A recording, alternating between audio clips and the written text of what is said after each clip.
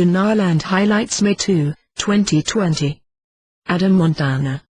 How will the Iranians benefit from an Iraqi re-evaluation of their currency?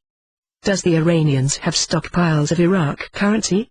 And because of the Iranians having tons of Iraqi dinar, will this prevent Iraq from re-evaluating their currency? Iran is a major factor in the current price of the Iraqi dinar. I don't think anyone will disagree with that. I'm certain they do have a large amount of Iraqi dinar, just like many other nations, including the US. And when this is actually done, it may be that Iran and Iraq are at major odds, even flat-out war, as a result of it all. When we reach the next stage, the Middle East will always be at war. To answer your final question, and probably the most important one in the post, I don't believe that Iran's possession of Iraqi dinar will prevent Iraq from raising the value. It may impact the how but not the if. Pimpy. Looks like Sunday or this weekend we're going to find out whether or not they have their PM. Is Al-Kazemi in there? Did he get his cabinet in there? Did they finally get what they needed, or is this another flop? And then, the president is going to take over, dissolve the parliament and go ahead and just run new elections and have the people voted in themselves? The following is my opinion based on research.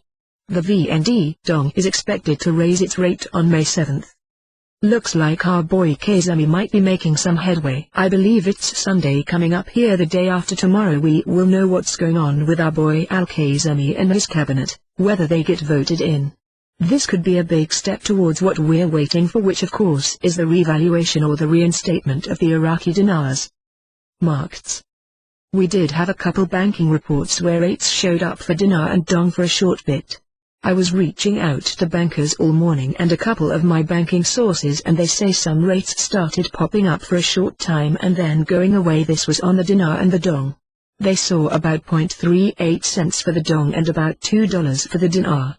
No, I do not think that is what the true rates are going to be. Perhaps this is a testing or a priming of the system. Either way, I take this as a good sign after having no signs for a while. Don't rule today out yet. Bruce, the big call. Via Wiser now. We had heard that Australia started their exchanges under the RV. We heard that yesterday. The best information I have so far today from several sources is talking Monday afternoon. That we could be notified. But more than likely our start would be on Tuesday. We're just going to have to keep an eye on that. We can't call it, I'm just telling you what I am hearing. Did I think we had a shot of going by today? Yes, but like a moving target the information changed. Bruce, the big call. Via Wiser now. There has been something that was put out today or yesterday, about taxes. Something was said that 50% tax would be levied on our exchange. I have to tell you that was a lie. There is no tax on our exchange. It is a tax-free exchange.